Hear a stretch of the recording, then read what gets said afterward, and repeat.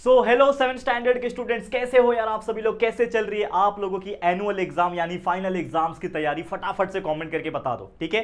तो देखो यार, आप लोग के लिए लगातार हम हार्डवर्क कर रहे हैं, ठीक है। जो भी चैप्टर्स नए वाले बैच में बच गए हैं, जैसे कि आप देख सकते हो आज एक और न्यू चैप्टर 7th स्टैंडर्ड का शुरू करने जा रहे हैं और आज ही एक ही वीडियो के अंदर ये पूरे चैप्टर को हम करा देंगे। तो ये चैप्टर का नाम क्या है? ये चैप्टर का नाम है chapter number 17, effects of light. जी हाँ दोस्तों, वैसे तो मैं बताना चाहता हूं कि आप लोग का पूरा साइंस का पूरा मैथ्स का सिलेबस ऑलरेडी हमने पढ़ा रखा था व्हाइट बोर्ड वाले वीडियोस पे। तो पूरा सिलेबस के लेक्चर वीडियोस प्रेजेंट है, आप जब चाहे उसको ओपन करके देख सकते हो और पढ़ाई करके अच्छे मार्क्स निकाल सकते हो, कोई दिक्कत की बात नहीं। लेकिन हमने आपको दोबारा भी पढ़ाया हुआ है, यानी new videos new digital board पे न्यू बैच के अंदर सारे चैप्टर्स को पढ़ा रखा है और हम लोग ऑलमोस्ट एंडिंग पे आ चुके हैं न्यू बैच को कंप्लीट करने के लिए भी। तो आप देख सकते हो 7th की मैथ्स की साइंस की बात करूं तो चैप्टर नंबर 17 आज खत्म हो जाएगा, फिर और 2-3 चैप्टर्स है उसको भी कंप्लीट कर देंगे विद इन सम डेज, कुछ दिनों के अंदर कंप्लीट, और आपके फाइनल एग्जाम स्टार्ट होने के पहले पहले बहुत सारी चीजें कंप्लीट हो जाएगी। तो बस एक रिक्वेस्ट है, सारे चैप्टर्स के लेक्चर वीडियोस है यहाँ पे, बस उन वीडियोस को आप देखो और अच्छी तरीके से मन लगा के पढ़ते रहो। बस मैं इतना ही बोलना चाहता हूँ। और लेक्चर्स जब आप देखोगे दोस्तों, अपने जरूरतमंद दोस्तों तक शेयर करना। 1 ही मिनट लगता है दोस्तों शेयर करने, 1 मिनट भी मैंने बहुत ज्यादा बोल दिया।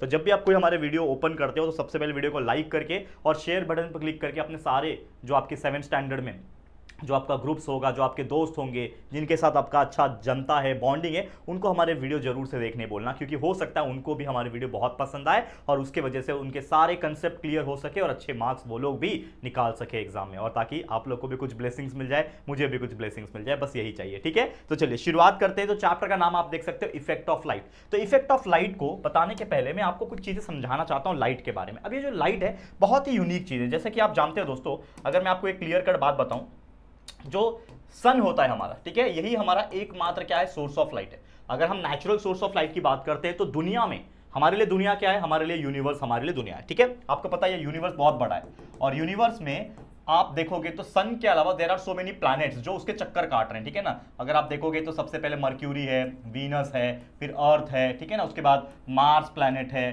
ठीक है ना, मार्स है, उसके बाद आप देखोगे तो जुपिटर है, फिर सैटर्न है, ठीक है ना, उसके बाद यूरेनस है, नेपच्यून है, और प्लूटो एक टाइम पे द्वार्फ प्लैनेट कंसीडर किया जाता था लेकिन अब नहीं है। तो ऐसे सब प्लैनेट्स क्या करेंगे, इस सन के चारों बगल क्या करेंगे बच्चा, ऑर्बिट के हिसाब से चक्कर चक्कर काटते रहेंगे, काटते रहेंगे, काटते रहेंगे। लेकिन ये सारे प्लैनेट्स जो भी है, इनमें सिर्फ लाइफ अभी तक फिलहाल में जो खोजा गया है या फिर जो लिविंग ऑर्गेनिजम्स रहते हैं वो एकमात्र प्लैनेट पे रहते हैं, जो कि हमारा ये वाला प्लैनेट जिसका नाम है अर्थ। तो हम अर्थ के ऊपर रहते हैं, सभी लोग जानते हैं हम कहां रहते हैं बच्चा, अर्थ के ऊपर रहते हैं। अब ये जो अर्थ प्लैनेट है इसमें क्या प्रेजेंट है बच्चा, लाइफ प्रेजेंट है। अब ये लाइफ प्रेजेंट है तो आपको पता है कि ये लाइफ आया कैसे? लाइफ आया बिकॉज ऑफ द फोटॉन्स।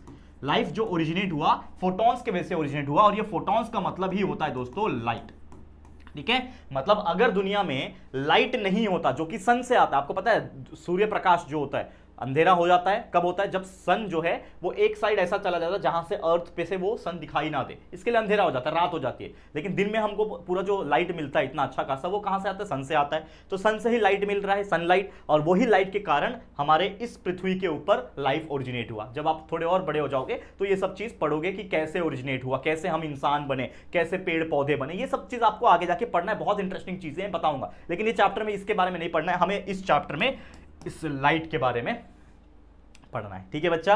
तो लाइट क्या होती है, जैसे मैंने बोला सन से लाइट आ रही है और बिना लाइट के हम देख भी नहीं सकते। अगर इस दुनिया में लाइट है तभी हम देख पा रहे हैं, क्योंकि देखने के लिए भी लाइट की आवश्यकता है। अगर इस रूम को मैं पूरा अंधेरा कर दूं तो आपको दिखाई नहीं देगा, लाइट है तभी आप उसको देख पा रहे हो। अब इस लाइट के क्या क्या इफेक्ट्स हो सकते हैं वो हमें देखना है। तो उसमें से सबसे पहला जो टॉपिक है दोस्तों वो है स्कैटरिंग ऑफ लाइट। अब इस स्कैटरिंग ऑफ लाइट का मतलब क्या होता है? देखो, जो लाइट होता है, आप कोई भी सन को जब देखते हो, कोई भी इंसान हो, सन को जब देखते हो तो आपको कौन से कलर की लाइट आते हुए दिखती है? तो कोई बोलेगा सर ऑरेंज कलर की दिखती है, कोई बोलेगा सर येलो कलर की लाइट दिखती है, ठीक है ना, इस प्रकार से आप बोलते हो, ठीक है। लेकिन मैं आपको बताना चाहता हूं कि लाइट का कोई कलर नहीं होता, ठीक है। लाइट एक ऐसा सोर्स है जिसमें से कलर बाइफर्केट करते हैं या फिर कलर्स उसमें से निकलते हैं। तो अगर मैं आपको एक एक्सपेरिमेंट करने बोल लूं, जैसे मान लो कि आपके पास स्केल होता है, सबके पास रूलर होता है, माफ करना, स्केल होता है, आपके ज्योमेट्री बॉक्स में स्केल होता है, वो स्केल को लेना है आपको, ठीक है। और आपका जो लाइट है, जो आपका सनलाइट हो गया या फिर आपके बेडरूम में या फिर आपके घर में जो बल्ब लगा होगा, लाइट लगा होगा, व्हाइट कलर वाली लाइट, उसको खाली देखना है, ठीक है। उसको जब आप देखोगे तो उसमें बहुत सारे कलर आपको नजर आएंगे, ठीक है। जैसे मेरे पास ना एक छोटा सा प्रोट्रैक्टर है यहाँ पे, ठीक है, मैं दिखाता हूँ आपको थोड़ी देर के लिए। देखो, ये मेरे पास एक छोटा सा प्रोट्रैक्टर है, ये प्रोट्रैक्टर आपको दिख रहा होगा। लेकिन अगर मैं इसको लाइट को देखूंगा अच्छी तरीके से तो आपको ना कलर थोड़े बहुत दिखाई देंगे, ठीक है, थोड़े बहुत कलर दिखाई देंगे। तो ये चीज मैं आपको क्यों बता रहा हूं, ये चीज मैं आपको इसलिए बता रहा हूं कि हमारा जो सन है वो भी एक लाइट फेंक रहा है, और वो जो लाइट होती है वो लगभग एक व्हाइटिश कलर की लाइट होती है। लेकिन उसको अगर किसी भी प्रिज्म से, प्रिज्म एक ऐसा ऑब्जेक्ट होता है जो लाइट्स को स्कैटर करता है, यानी अगर आप किसी भी ऑब्जेक्ट को, जैसे मान लो कि ये मेरा सन है, ठीक है, ये क्या है मेरा सन, अब सन क्या करेगा, लाइट फेंकेगा। लेकिन अगर मान लो यहां पे एक प्रिज्म रख देता हूं मैं, इस प्रिज्म में से ये लाइट पास होके क्या करेगा, 7 अलग अलग कलर में डिवाइड हो जाएगा, 7 अलग अलग कलर में डिवाइड हो जाएगा। और वो 7 कलर कौन से होते हैं, विबग्योर, ठीक है, 7 कलर कौन से होते हैं, विबग्योर, यानी violet, indigo, blue, green, yellow, orange, red. ये आपको याद रखना है, जो कि आपको हायर स्टैंडर्ड में जब आप 9th में, 10th में, 11th में जाओगे तो ये सब चीज़ फिजिक्स में आप लोग पढ़ोगे। अभी तो बहुत बेसिक चीज़ें हैं, बस बेसिक चीज़ के हिसाब से जो आपका सिलेबस का पार्ट है वो बता रहा हूँ। तो यहाँ पे वही चीज़ हमें पढ़ना है। क्या पढ़ना है हम लोग को, जैसे मैंने बताया, स्कैटर का मतलब होता है कि एक व्हाइट लाइट आ रही है और वो स्कैटर हो जा रही है, बिखर जा रही है अलग अलग कलर्स में, that is nothing but scattering of light. तो जब भी सन राइज होता है हमारे सराउंडिंग में, ठीक है, वो क्या होता है, एकदम चमकता हुआ नजर आता है, और हमारा पूरा का पूरा जो आसमान होता है, स्काई होता है, वो भी एकदम चमकदार हो जाता है। और ये क्यों होता है, क्योंकि जो छोटे छोटे डस्ट पार्टिकल और छोटे छोटे हवा में पार्टिकल्स प्रेजेंट है, उसके वजह से सनलाइट जो है वो क्या हो रहा है, स्कैटर हो रहा है। और यही टाइनी पार्टिकल्स, क्योंकि जैसे मैंने बोला लाइट को टकराने के लिए कुछ ऑब्स्टेकल चाहिए, तो जो लाइट हमारे पृथ्वी के ऊपर आ रहा है, हवा में आप देखोगे तो बहुत सारे पार्टिकल्स नजर आएंगे। कभी आपने देखा है कोई एक बंद रूम होता है पतरे का, उसमें एक छोटा सा होल हो जाता है, तो लाइट कैसे आती है, एकदम ऐसे आती है, और वो पूरा धूल जो है आपको कंकड़ पत्थर नहीं बोलूंगा, जैसे धूल पार्टिकल्स आपको सन के से दिखता है। वो आपने वो मूवी देखी होगी तो आपको याद आएगा कि मैं किसकी बात कर रहा हूँ। आपने जादू वाली मूवी देखी है, कोई मिल गया।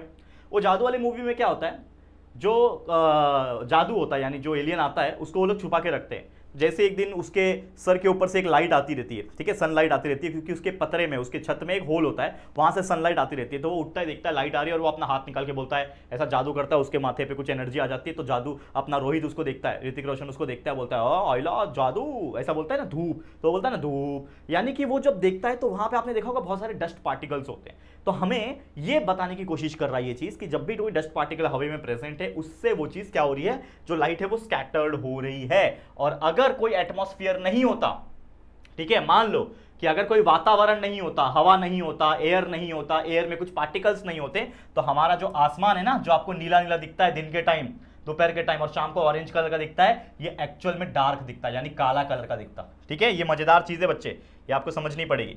ये जो चीज मैं बता रहा हूं ये बहुत ही मजेदार, कैसा दिखता है, एकदम डार्क दिखता। ठीक है, समझ में आ रहा है। तो सन जो है वो डायरेक्टली देखा जा सकता था और इस प्रकार से दिखता, लेकिन ये सब चीजें हो पाई, ठीक है ना, ये वेरीफाइड किया गया था, अलग अलग रॉकेट्स और सैटेलाइट जो अर्थ के बाहर भेजे उसके थ्रू वेरीफाई किया था। अब सनलाइट जो है ये स्कैटर होता है बहुत सारे मॉलिक्यूल, जैसे कि नाइट्रोजन, ऑक्सीजन, जैसे मैंने क्या बोला, हवा में बहुत सारी चीजें प्रेजेंट है एटमॉस्फेयर में। और ये जो ब्लू कलर है सनलाइट का, ये सबसे ज्यादा स्कैटर होता है। आप बोलते हो ना कि सर ये आसमान नीला ही क्यों दिख रहा है, ठीक है, तो आसमान नीला इसलिए दिखता है क्योंकि ब्लू कलर का लाइट के पास एक एक्स्ट्रा, मतलब बोलते हैं ना, स्कैटरिंग पावर है, जो आप हायर स्टैंडर्ड पढ़ोगे, मैं भी आपको कुछ नहीं बताऊंगा, जो बोलोगे सर वेवलेंथ क्या होता है, ये क्या होता है, अभी नहीं पढ़ाऊंगा। उसकी वेवलेंथ ऐसी होती है, या फिर हम इन शॉर्ट याद रखेंगे, उसके पास एक ऐसी पावर होती है जो सबसे ज्यादा स्कैटर्ड होती है, मतलब सबसे ज्यादा बिखरती है। तो पूरे 7 के 7 कलर में विबग्योर जो कलर है उसमें सबसे ज्यादा जो लाइट, जो कलर फैलती है वो blue, B for blue colour फैलती है, और इसीलिए हमारा जो स्काई होता है वो नीला दिखाई देता है। और जो सनलाइट है हमारे तक, हमारे एटमॉस्फेयर तक पहुंचता है ना, वो लेयर बाय लेयर पहुंचता है, और लाइट जो होती है वो धीरे धीरे करके ट्रैवल करती है एटमॉस्फेयर में, और जितना डिस्टेंस रहेगा उसके हिसाब से वो स्कैटर करती है। तो सबसे ज्यादा ब्लू कलर होता है, इसके लिए पूरा का पूरा आसमान जो है ब्लू कलर का दिखाता है। और साथ ही में जो रेड येलो कलर लाइट होती है वो डायरेक्टली यहाँ पे हमारे तक पहुंचती है, और इसके लिए सन जो होती है वो हमें क्या दिखाई देती है, लगभग रेडिश या फिर ऑरेंज रेड कलर की दिखाई देती है, क्योंकि रेड कलर जो होती है, रेड लाइट जो होती है, ये सबसे कम स्कैटर होती है ब्लू कलर के कंपैरिजन में। तो ये कुछ छोटी छोटी चीजें हैं जो आपको याद रखना है। तो इसी फंडामेंटल चीज को हम लोग बोलते हैं स्कैटरिंग ऑफ लाइट, यानी लाइट का फैलना, स्कैटर होना। समझ में आ गया, ये चीज बहुत इजी था। ओके, अब आगे बढ़ जाते हैं, एक और बहुत ही इंटरेस्टिंग टॉपिक है, shadow obtained from the point source and the extended source. इस डायग्राम से समझते हैं। कभी आपने बचपन में वो खेला है क्या, लाइट जब जाती थी तो हमारे पास टॉर्च होता था। आपके जमाने में तो चलो इन्वर्टर आ गया, मतलब जमाने में तो हमारे जमाना भी बहुत पुराना नहीं है, आपसे ज़्यादा से ज़्यादा कितना यार 10-12 साल पुराने का ही फर्क रहेगा। लेकिन एक टाइम था कि हमारे घर पे मतलब हमारे पूरे इलाके में फ्राइडे के दिन ना रोज लाइट जाती थी, हर फ्राइडे को लाइट जाती थी। तो हम सुबह 6 बजे से लेकर रात को 10 बजे तक ना एकदम बिना लाइट के रहते थे, बहुत मजा आता था। हम सारे दोस्त मिलते थे, मजे मस्ती करते थे, टिप टैचू खेलते थे, ठीक है ना, वो आता है ना लुपा छुपी का खेल, वो खेलते थे, बहुत मजा आता था। लेकिन एक और चीज़ करते थे घर में, हमारे पास टॉर्च होता था या फिर मोमबत्ती वगैरह दिया वगैरह हमारे घर में जलता था, तो जब भी अंधेरा होता था तो बिकॉज ऑफ दैट दिया या फिर मोमबत्ती रोशनी आती थी, लाइट आएगा, उजाला आएगा ना थोड़ा, तो हम लोग ऐसा हाथ रखते थे, तो हाथ का ना ऐसा ये बनता था, शेप बनता था। आज भी आप कर सकते हो, घर में अंधेरा कर लो, एक टॉर्च ले लो, मोबाइल में टॉर्च होता है, तो इससे क्या हो जाएगा, एक छाप बनेगा। तो हम लोग पेपर को कट कर करके डिजाइन बनाते थे और उसको लाइट मार के दीवार के ऊपर उसका शैडो निकालते थे। तो वही चीज यहां पे बताने की है, कोशिश की है इस डायग्राम के थ्रू। तो यहां पे क्या हो रहा है, पहला चीज है कि that is the shadow form by point source, मतलब एक पॉइंट सोर्स अगर ले लिया, यहां पे क्या ले लिया उन्होंने, एक मेणबत्ती ले लिया है, ठीक है, मेणबत्ती ले लिया है, मोमबत्ती, यहां पे एक कार्डबोर्ड ले लिया और इसमें एक छोटा सा यहां पे उन्होंने होल मार के रखा है, ठीक है। अब इसके बीच में यहां पे उन्होंने क्या कर दिया, एक बॉल को प्लेस किया है और यहां पे एक और कार्डबोर्ड रखा हुआ है। तो होगा क्या कि जैसे ये मोमबत्ती यहां पे जल रही है तो कहीं ना कहीं इस होल में से जो ये लाइट है वो पास होगी, थोड़ी तो लाइट पास होगी, और जब लाइट पास होती है तो वो एक एंगल पे पास होती है, ठीक है, ये एक एंगल पे पास होगी। तो सामने आपने क्या रख दिया, यहाँ पे बॉल रख दिया है, तो ये लाइट इस प्रकार से एंगल बनाते बनाते बॉल का जो शैडो है वो इस कार्डबोर्ड पे थोड़ा बड़ा करके दिखाएगी। मतलब इन शॉर्ट पॉइंट सोर्स से, क्या बोल रहा है, पॉइंट सोर्स से अगर कोई भी शैडो बन रहा है, क्या बोल रहा है, पॉइंट सोर्स से कोई भी शैडो बन रहा है तो वो एनलार्ज होके बनता है, यानी बड़ा बनता है। ये चीज ध्यान रखना, क्यों, क्योंकि लाइट हमेशा एक एंगल में ट्रैवल करेगी और जहां जितना दूर ये जो कार्डबोर्ड है इसको और दूर करोगे तो और बड़ा इमेज फॉर्म होगा, नजदीक लाओगे तो थोड़ा छोटा होता जाएगा। तो इस प्रकार से पोजीशन ऑफ द कार्डबोर्ड जहां पे आपको इमेज लाना है उसके हिसाब से भी डिपेंड करता है। तो ये था आपका shadow form by the point source. वैसे एक और है हमारा, that is the shadow form by N extended source. अब एक्सटेंडेड सोर्स का मतलब मैंने क्या ले लिया, एक टॉर्च ले लिया, ठीक है, डायरेक्ट पास कर रहा हूं, यहां पे कोई भी कार्डबोर्ड रख के होल नहीं किया रहा हूं, मैं डायरेक्ट पास कर रहा हूं बॉल के ऊपर। तो जैसे ही बॉल के ऊपर उस टॉर्च को मैं पॉइंट करूंगा तो जो कार्डबोर्ड के ऊपर जो मेरा इमेज यहां बन रहा था, यहां पे इमेज कैसा बनेगा, एक ऐसा इमेज बनेगा जिसमें लगभग बीच में गोल सा, जैसा बॉल का शेप होता है, बीच में गोल सा एकदम डार्क कलर का शैडो बनेगा, और उसके थोड़ा सा साइड में सराउंडिंग में एक और शैडो बनेगा जो कि उसी का होगा, लेकिन वो थोड़ा सा हल्का होगा। ये क्या होगा, उससे थोड़ा सा हल्का होगा। तो मैं बताना चाहता हूं ये कब होता है, कि जब आप एक्सटेंडेड लाइट सोर्स यूज कर रहे हो, जैसे कि यहां पे टॉर्च यूज किया है, directly extended light source use किया, तो वो जो बॉल था उससे जो शैडो बनेगा दीवार के ऊपर या फिर जो भी कार्डबोर्ड आपने रखा हुआ है उसके ऊपर, वो दो तरीके से बनेगा। एक तो मिडल में बनेगा डार्क पोर्शन ऑफ शैडो, और उसके सराउंडिंग में एक हल्का कलर का, लाइट कलर का, थोड़ा सा उससे कम अंधेरे वाला शैडो बनेगा। तो मैं आपको बताना चाहता हूं उसको नाम दिया गया है। तो ये जो सबसे डार्क कलर का जो शैडो बनता है उसको बोलते हैं अम्ब्रा। क्या बोलते हैं, अम्ब्रा बोलते हैं। और ये जो लाइट कलर का शैडो बनता है उसको बोलते हैं पेनुम्ब्रा, ठीक है। ये दो चीज सबसे इंपॉर्टेंट चीज है, इस पूरे फंडामेंटल चीज की याद रखना। तो ये था आपका shadow form by the extended source. अब एक और चीज है कि shadow of A small object form by N extended source, मतलब एक छोटा ऑब्जेक्ट अगर आप रख लेते हो, मान लो कि आपने सेम वही टॉर्च लिया, आपने वही बॉल लिया, लेकिन अब यहां पे आप एक कार्डबोर्ड यूज कर रहे हो जिसमें क्या है, कहीं ना कहीं अगर आप देखोगे तो एक तरीके से आपने एक पोर्शन रखा हुआ है यहाँ पे, ठीक है। तो यहाँ पे जो लाइट है ना वो यहाँ पे तो पेनुम्ब्रा अम्ब्रा बनाएगी, लेकिन साथ ही में इसका जो पूरा का पूरा जो शैडो है यहाँ पे क्या बनेगा, पेनुम्ब्रा बनेगा। तो यहाँ पे अम्ब्रा भी बन रहा है, पेनुम्ब्रा भी बन रहा है, लेकिन यहाँ पे पूरा का पूरा पेनुम्ब्रा बन रहा है। तो इस प्रकार से याद रखना। तो ये कुछ चीजें थी जो याद रखने वाली थी, तो उम्मीद कर रहा हूं आप इसको अच्छी तरीके से याद रख पाओगे।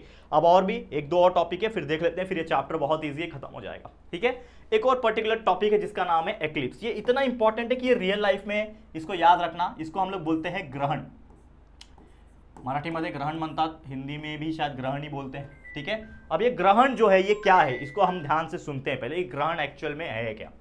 अब जैसे कि कभी भी आपने सुना होगा मम्मी लोग से कि आज ग्रहण लगाया, आज सूर्य को मत देखना, आज चंद्र को मत देखना, चंद्र ग्रहण लगाए। तो ये जो ग्रहण है ये एक्चुअल में होता क्या है, इसको हम बहुत सारे रिचुअल्स में भी लेते हैं, बिकॉज ऑफ हमारा जो हिंदू धर्म है इसमें बहुत सारी मान्यताएं हैं, ठीक है। चांद को लेके, इवन आप दूसरे धर्म में भी आप देखोगे बहुत सारे और भी धर्म है, वो भी चांद को लेके बहुत सारे उनकी मान्यता है। वैसे हमारे में बात करूं, हम ग्रहण को बहुत मानते हैं कि ग्रहण, सूर्य ग्रहण लगा तो हो सकता है कुछ अच्छी चीज़ है, हो सकता है कुछ बुरी चीज़ है। सूर्य ग्रहण जब भी लगता है, चंद्र ग्रहण जब भी लगता है, तो हमें डायरेक्टली अपनी आंखों से उसको नहीं देखना चाहिए। ये सब चीज़ आपने सुना होगा, और हो सकता है बहुत सारे लोग ने ग्रहण होते हुए देखा भी होगा। तो ये एक्चुअल में ग्रहण होता क्या है, ठीक है ना। तो इसको समझेंगे। तो दो टाइप के ग्रहण होते हैं, याद रखना। एक होता है आपका सोलार एक्लिप्स, यानी सोलार का मतलब सूर्य ग्रहण, ठीक है। सन का ग्रहण जब लगेगा, देखो हिंदी में लिख देता हूं यहाँ पे, सन ग्रहण, ठीक है। सूर्य का ग्रहण जब लगेगा उसको सोलार एक्लिप्स बोलते हैं। और एक होता है चंद्र ग्रहण, यानी लूनार एक्लिप्स। लूनार का मतलब होता है मून, यानी जब चंद्रमा के ऊपर ग्रहण लगेगा, ठीक है, तो उसको बोलते हैं चंद्र ग्रहण या फिर लूनार एक्लिप्स। तो ये दोनों चीज को समझते हैं कि होता कैसे।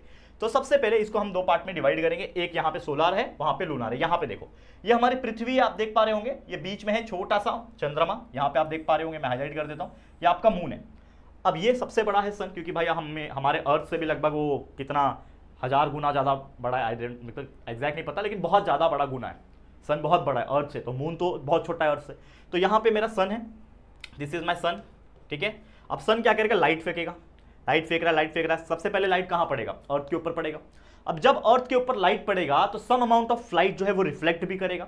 तो कहीं ना कहीं होगा ये कि जब सन और अर्थ के बीच में अगर मून का पोजीशन है, सन के और अर्थ के बीच में जब मून का पोजीशन है, तो उस पोजीशन के हिसाब से जो एक्लिप्स को मानते हैं, एक्लिप्स को माना जाता है, वो होता है सन ग्रहण, यानी इन शॉर्ट सोलर एक्लिप्स या फिर सूर्य ग्रहण, याद रख लो, सोलर एक्लिप्स कहा जाता है। एक्लिप्स मतलब ग्रहण, सोलर मतलब सन, तो ये सूर्य ग्रहण हो गया। लेकिन इसमें फिनोमिनॉन क्या है, तो होता यह है कि जब हम कोई यहां पे प्रेजेंट है, जैसे मान लो कि मैं यहां पे हूं, अर्थ में यहां पे प्रेजेंट हूं मैं, ठीक है। अब यहां से जब मैं सन को देखने की कोशिश करूंगा तो मेरे सामने एक मून है, ठीक है। जैसे मैंने क्या है, यहां पे मेरे पास सन है, यहां पे मून आ गया और मैं यहां पे खड़ा हूं। तो जब मैं सन को देखने की कोशिश करूंगा तो मेरे सामने तो एग्जैक्टली क्या आ चुका है, मून आ चुका है। और मून इस हिसाब से आया है कि उसने सन को पूरा घेर लिया। अब आप बोलोगे सर मून तो काफी छोटा है, सन बहुत बड़ा है, तो कैसे घेर लिया? लेकिन हम तो बहुत छोटे हैं ना, मून के मुकाबले हो या फिर सन के मुकाबले, तो हम तो एक बिंदु के बराबर है। जैसे धूल में पड़ी एक रेत का टुकड़ा जो हमें दिखाई तक नहीं देगा, इतना बारीक होता है, उसी प्रकार हम इंसान हैं, सन के मुकाबले या फिर अर्थ के मुकाबले एक कीड़े के बराबर, इतना छोटा है, ग्रेन के बराबर है, हम दाने के बराबर है। तो हमारे सामने अगर कोई इतना बड़ा बॉल आ गया, जैसे कि चंद्रमा, मून आ गया, उसने पूरा अपने इससे डायमीटर से पूरा अपना जो सन का जो ये होता है, जो गोल सा हमें दिखाई देता है सन, उसको कवर कर लिया, तो हमें क्या दिखाई देगा, सन जो है वो पूरा ब्लैकआउट दिखाई देगा। क्योंकि एक्चुअल में जब सन के ऊपर हम नजर डालते हैं तो बहुत चमकती हुई चीज दिखाई देती है, चमकदार चीज। लेकिन उसके रास्ते में अगर कोई चीज आ गया, देखो ये सन था, बहुत चमक रहा था, लेकिन अब मून है, अब मून इसके रास्ते में आ गया, तो हम इसको अगर देख रहे हैं यहां से, तो मेरे को तो सिर्फ मून दिखाई देगा और उसके आजू बाजू लाइट दिखाई देगा। तो उसके आजू बाजू लाइट तो दिखाई देगा, लेकिन बीच में काला धब्बा दिखाई देगा जो कि मून का होगा, और उसी चीज को हम लोग बोलते हैं सूर्य ग्रहण। क्या कि मून ने सन को हमारे बीच में ला दिया, मून आ गया बीच में, तो उस चीज को हम लोग सूर्य ग्रहण बोलते हैं। तो सूर्य ग्रहण भी बहुत सारे टाइप के बनते हैं। पार्शियली कट होता है तो आधा टुकड़ा दिखता है, बीच में आ गया तो एनुलर बनता है, रिंग जैसा बनता है कि साइड में पूरा गोल सा लाइट दिखेगा, बीच में काला डब्बा दिखेगा। तो इस प्रकार से बहुत सारी और चीजें जो आप हायर स्टैंडर्ड में और फ्यूचर में पढ़ोगे। तो ये समझ में आ गया होगा सोलर एक्लिप्स क्या होता है, सूर्य ग्रहण क्या होता है। अब बात कर लेते हैं चंद्र ग्रहण क्या होता है। चंद्र ग्रहण को कैसे समझेंगे, कैसे पता चलेगा कि चंद्र ग्रहण हुआ है। तो होता यह है, यहां पे मून बीच में था, अर्थ और सन के बीच में, यहां पे अर्थ बीच में है, मून और सन के बीच में। क्योंकि आप जानते हो कि मून जो है वो अर्थ के चक्कर काटता है और अर्थ सन के चक्कर काटता है। तो मून कहीं ना कहीं अपना पोजीशन चेंज करता रहता है बार बार। तो मून पहले इधर था, पहले मून यहां था, यहां पे देखो, अब लेकिन ये चक्कर काटते काटते यहां तक पहुंच गया।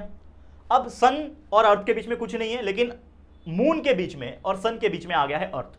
तो होता क्या है, अगेन सन लाइट फेंक रहा है, अर्थ तक आ गया, अर्थ तक लाइट आ गया। लेकिन अर्थ तक लाइट जब आया, यहां पे जो मून के पास सन का लाइट पहुंचना चाहिए था, वो पहुंच पा रहा है क्या, नहीं पहुंच पा रहा है। इसके लिए हमारा जो ये मून रहेगा वो एकदम अंधेरे में रहेगा।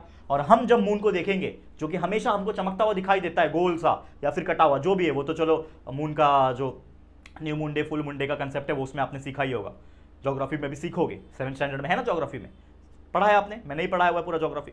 तो ये चीज जब अंधेरा हमको पूरा ब्लैकआउट होकर मून दिखाई दे रहा है, तो क्या एक्चुअल में मून हमें दिखाई देगा, नहीं दिखाई देगा। मतलब कहीं ना कहीं जो मून है वो भी आपको कुछ कटा हुआ या फिर आपका पूरा मून जो है कवर्ड होकर दिखाई देगा। एंड उसी चीज को हम लोग बोलेंगे कि चंद्र के ऊपर ग्रहण लग गया, यानी अर्थ एक्चुअल में उसका पूरा लाइट जो है, जो रास्ता था सन का मून के पास लाइट पहुंचने का, अर्थ ने उसको ब्लॉक कर दिया। तो मून के पास लाइट पहुंच ही नहीं रही है, मतलब अर्थ, सन और मून के बीच में आ गया, और इसी को बोलते हैं हम लोग लूनार एक्लिप्स। समझ में आ गया, क्या दिखेगा, लूनार एक्लिप्स दिखेगा। समझ में आ गया, बहुत इजी था, बहुत अच्छी तरीके से मैंने आपको यहां पे आपको समझा दिया। ओके, अब आगे बढ़ जाते हैं एक और आखिरी टॉपिक, जिसका नाम है दोस्तों जीरो शैडो डे। एक बहुत ही इंटरेस्टिंग टॉपिक है। अब जीरो शैडो डे मतलब क्या होता है कि इसमें जब भी कोई दिन में सन जो है एग्जैक्टली आपके सर के ऊपर आ जाता है, उसी को हम लोग जीरो शैडो डे बोलते हैं। जैसे मान लो कभी कभी दोपहर में 12-1 बजे के आसपास अपने घर से आप निकलते हो, तो यूजुअल तौर पर हमारा जो शैडो है वो बनता है। अगर आप मॉर्निंग में निकलोगे, सन आपके सामने है, तो आपकी जो शैडो बनेगी वो पीछे बनेगी। लेकिन वो सन धीरे धीरे उगते उगते, मतलब एक सन ऑब्वियसली अर्थ रोटेट हो रहा है, तो सन हमको ऊपर ऊपर जाते हुए दिखाई देगा। तो एक टाइम के बाद दोपहर में सन हमारे एग्जैक्टली सर के ऊपर आ जाता है, ठीक है, ऊपर नहीं मतलब ऐसा पैरेलल में आ जाता है, परपेंडिकुलर में आ जाता है, माफ करना। तो सन जब एकदम परपेंडिकुलर में आ गया तो शैडो कहां बनना चाहिए? लेफ्ट में बनना चाहिए, सामने बनना चाहिए, पीछे बनना चाहिए, राइट में बनना चाहिए। तो आप बोले कि सर शैडो बनेगा ही नहीं।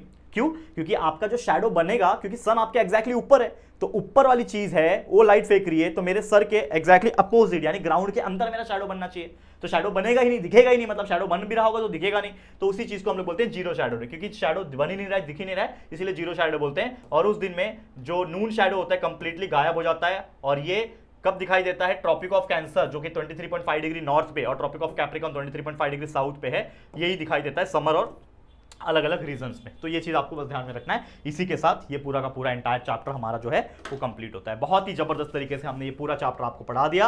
अब उम्मीद करता हूं ये सारी चीजें, सारे टॉपिक्स आपको क्लियर होंगे। बस अब इन सब के ऊपर जो भी क्वेश्चन आंसर्स बनेंगे उसको फटाफट बाय हार्ट कर लो, याद कर लो, थोड़ा प्रैक्टिस कर लो। और डायग्राम्स का जो है शैडो का बताया मैंने, लूनर एक्लिप्स, सोलर एक्लिप्स, इसको भी प्रैक्टिस कर लेना, ठीक है। चलो आज के लिए इतना ही। वीडियो अगर आपको पसंद आया होगा, हमारी मेहनत पसंद आई होगी, तो प्लीज वीडियो को लाइक कर देना है, शेयर करना अपने सभी दोस्तों के साथ। और अगर पहली बार आया चैनल पर, अभी तक चैनल को सब्सक्राइब नहीं किया है, तो फटाफट से चैनल को सब्सक्राइब करके बेल आइकन को प्रेस कर देना, ठीक है दोस्तों। चलो फिर जल्दी मिलेंगे एक और नई वीडियो में, तब तक के लिए thank you and good bye.